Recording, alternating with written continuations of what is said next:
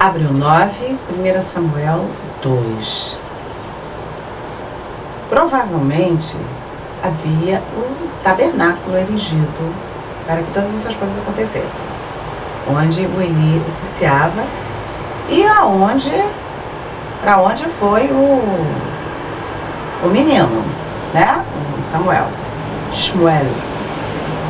Então orou Hana e disse: o meu coração se regozija em Adonai, a minha força está exaltada no Senhor, a minha boca se ri dos meus inimigos, porque me alegro na tua salvação. Eu acho que essa era uma oração comum quando a pessoa alcançava alguma graça, algum favor de Deus. Sempre a oração era assim, era mais ou menos nestes termos: me alegro na tua salvação. Não há santo como o Senhor Adonai, porque não há outro além de ti, e rocha não há nenhuma como nosso Deus. Não multipliqueis palavras de orgulho, nem saiam coisas arrogantes da vossa boca, porque o Senhor Adonai é o Deus da sabedoria e pesa todos os feitos na balança. Tudo que nós fazemos, Deus pesa na balança. O arco dos fortes é quebrado, porém os débeis cingidos de força, aqueles que são fracos são fortalecidos. Os que antes eram fartos, hoje se alugam por pão, mas os que andavam famintos não sofrem mais fome. Até a estéril tem 7 filhos, e a que tinha muitos filhos perde o vigor. Tudo depende da vontade de Deus. O Senhor é o que tira a vida e a dá. É só Ele que pode fazer isso. Ele dá a vida e só Ele pode tirar. Ele faz descer a sepultura e faz subir. Já está fazendo referência aqui, pelo Espírito, à ressurreição. Faz descer a sepultura e faz subir. Subir da sepultura é ressuscitar. O Senhor empobrece e enriquece, abaixa e exalta. Levanta o pobre do pó e desde o monturo exalta o necessitado, para o fazer assentar-se entre os príncipes. Quer dizer, tira a pessoa que está mal e bota entre os príncipes. Para o fazer herdar o trono de glória, porque do Senhor são as colunas da terra e assentou sobre elas o mundo. Ele guarda os pés dos seus santos. E, portanto, Deus está falando, nós temos que ser santos. Santos são aqueles separados para Deus. Mais uma vez, santos não são os que alguns homens, seres humanos, se reúnem e decidem que vão ser santos. Santos são aqueles que têm a vida separada. Tem que aguentar isso, entende? Tem a vida separada e dedicada e consagrada a Adonai. Estes são os santos. Então é isso que ela está orando. Ele guarda os pés dos seus santos, aqueles que são dedicados a Ele. Porém, os perversos emudecem nas trevas da morte, porque o homem não prevalece pela força, não ganha quem tem mais força. Isso nós vamos ler em Eclesiastes. A vitória não é do mais rápido. Tudo vem de Adonai. Os que contendem com o Senhor são quebrantados. Dos céus troveja contra eles. O Senhor Adonai julga as extremidades da terra, dá força ao seu rei e exalta o poder do seu ungido. Ungido é o Messias. Também já está falando do Messias. Então Elcana fosse a Ramá, a sua casa. Foi-se, né? Porém, o menino ficou servindo a Adonai perante o sacerdote. Ele deixou o menino com ele. Eram, porém, os filhos de Eli, filhos de Belial, não se importavam com o Senhor. Por aqui a gente vê que não tem nada, absolutamente nenhuma relação, o caráter dos filhos com o caráter do pai, infelizmente. Porque esse pai era um homem de Deus, era um homem que seguia os mandamentos, que cumpria a Torá. Ele era um homem consagrado, um homem santo. E os filhos eram filhos de Belial, eram umas porcarias, não valiam nada. Então, olha bem, isso, por isso que a gente vê, não é tal pai, tal filho. Porque às vezes o pai é um homem de bem e o filho é um homem do mal. E às vezes é o contrário, o pai é um homem do mal e os filhos são homens de bem. Essa é a lição que nós temos que aprender aqui. Os filhos de Eli eram filhos de Belial e não se importavam com Adonai, viviam lá dentro junto com o pai, não estavam nem aí. Pois o costume daqueles sacerdotes com o povo era que, oferecendo alguém sacrifício, vinha o moço do sacerdote, o moço é o ajudante, né? Estando-se cozinhando a carne com um garfo de 3 dentes e metia-o na caldeira ou na panela, ou no tacho, ou na marmita, e tudo quanto o garfo tirava, o sacerdote tomava para si. E assim se fazia todo Israel. Também, antes de se queimar a gordura, vinha o moço do sacerdote e dizia ao homem que sacrificava: dá essa carne para assar ao sacerdote, porque não aceitará de ti carne cozida senão crua. A gordura é a parte mais gostosa. Deus falou, não coma a gordura, mas os sacerdotes podiam comer. Dentro daquele ritual todo. Então ele queria só que ele, não assa, não deixa que deixa pra gente. Se o ofertante lhe respondia, queime-se primeiro a gordura e depois tomarás quanto quiseres, então ele lhe dizia, não, porém hás de matar agora, senão vou tomá-la à força.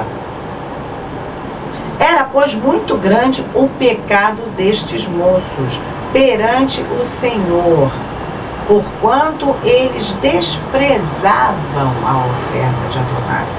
Samuel ministrava perante o Senhor sendo ainda menino, vestido de uma estola sacerdotal de linho. Sua mãe lhe fazia uma túnica pequena e de ano em ano lá trazia, quando seu marido subia a oferecer o sacrifício anual. Eli abençoava a Eucana, que era o pai de Samuel, e a sua mulher Hana, e dizia, Adonai te dê filhos desta mulher em lugar do filho que ela devolveu ao Senhor, abençoando e profetizando mais filhos para Hana, e voltavam para a sua casa. Abençoou, pois, o Senhor Adonai a Hana, e ela concebeu, viu? A gente não perde por fazer o que Deus manda. E ela concebeu e teve 3 filhos e 2 filhas, teve 5 filhos. E o jovem Samuel crescia diante de Adonai. Ela cumpriu o voto, entregou o filho primogênito dela, que ela mais queria, a Deus, e Deus a recompensou dando-lhe mais 5 filhos. Era, porém, Eli muito velho e ouvia tudo quanto seus filhos faziam a Israel. Ele ouvia, mas não fazia nada, como certos pais. Ouvia que os filhos estavam aprontando, mas não tomava atitude nenhuma. E de como se deitavam com as mulheres que serviam à porta da tenda da congregação, quer dizer. E disse-lhes, por que fazeis tais coisas? Pois de todo esse povo ouço constantemente falar do vosso mau procedimento. Quer dizer, o povo todo contava para ele, ó, seus filhos estão fazendo isso, fazem coisa errada, estão dormindo com as mulheres na frente do santuário. Não, meus filhos, porque não é boa fama esta que ouço, estais fazendo transgredir o povo do Senhor, porque eles, como sacerdotes, eles não podiam fazer isso, eles tinham que dar um exemplo, e eles estavam dando um péssimo exemplo. Que tristeza para esse pai. Só que o pai falava isso, mas eles não faziam nada, não tomava atitude. Mas ele está falando para os filhos, pecando o homem contra o próximo, Deus lhe será o árbitro, mas se pecar contra Deus, quem intercederá por ele? Eles estavam pecando contra Deus. Entretanto, não ouviram a voz de seu pai, porque o Senhor os queria matar. Por que eles não ouviram a voz do pai? Porque Deus fez com que eles não ouvissem. Aonde está o nosso livre-arbítrio? Mas o jovem Samuel crescia em estatura e no favor do Senhor e dos homens. Quer dizer, foi crescendo com um homem de bem, todo mundo gostava do menino.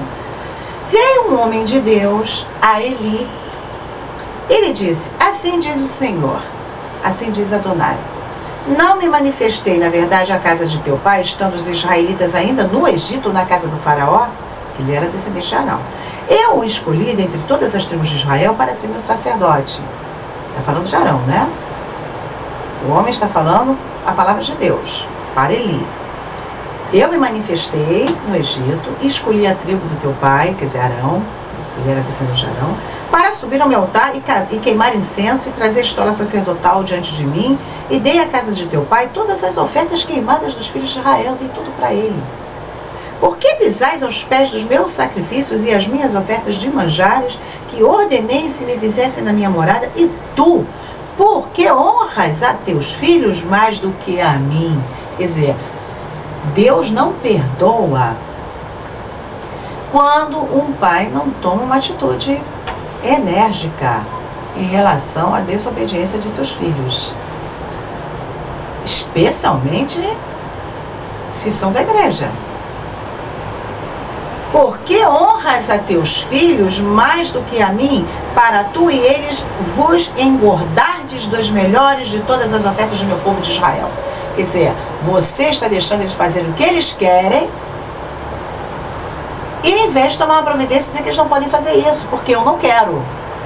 Você está privilegiando a vontade deles em vez de privilegiar a minha vontade. Isso que Deus está falando. Portanto, diz o Senhor Deus de Israel, na verdade, dissera eu que a tua casa e a casa de teu pai andariam diante de mim perpetuamente. Porém, agora diz o Senhor, longe de mim tal coisa, porque aos que me honram, honrarei. Porém, os que me desprezam serão desmerecidos. Aos que honram a Deus, Deus honra. Jesus também falou isso. Aqueles que não se envergonharem de mim, eu não me envergonharei deles diante do Pai. Mas os que se envergonharem de mim, eu também me envergonharei deles diante do Pai. Então, Jesus está repetindo isso aqui. Aos que me honram, honrarei. Mas aos que me desprezam, serão desmerecidos. Eis que vem dias em que cortarei o teu braço e o braço da casa do teu pai, para que não haja mais velho nenhum em tua casa. Nossa, que coisa horrível. E verás o aperto da morada de Deus há um tempo com o bem que fará Israel, e jamais haverá velho em tua casa. Está dizendo que eles vão morrer cedo. O homem, porém, da tua linhagem, a quem eu não afastar do meu altar, será para te consumir os olhos e te entristecer a alma. E todos os descendentes da tua casa morrerão na flor da idade. Nossa! Ser-te-á por sinal o que sobrevirá a teus 2 filhos, Ofni e Finéias. Ambos morrerão no mesmo dia. Que tristeza isso. Então suscitarei para mim um sacerdote fiel, que procederá segundo o que tenho no coração e na mente. Edificar-lhe-ei uma casa estável e andará ele diante do meu ungido para sempre. Está se referindo já a Samuel. Procederá segundo o que tenho no coração e na mente. É assim que nós devemos proceder, segundo o que Deus tem no coração e na mente. Será que todo aquele que restar da tua casa virá a inclinar-se diante dele, para obter uma moeda de prata e um bocado de pão, e dirá: rogo-te que me admitas a algum dos cargos sacerdotais para ter um pedaço de pão que coma. Que coisa, hein? Profecia muito ruim para Eli, dizendo que ia acabar a família dele, não ia ter velho, e que os que sobrassem ainda iam pedir pão ao sacerdote fiel. Logo eles, sacerdotes, aos quais Deus havia dado tudo. Eles tinham total poder, direito a tudo. Deus muda a nossa situação conforme o nosso comportamento.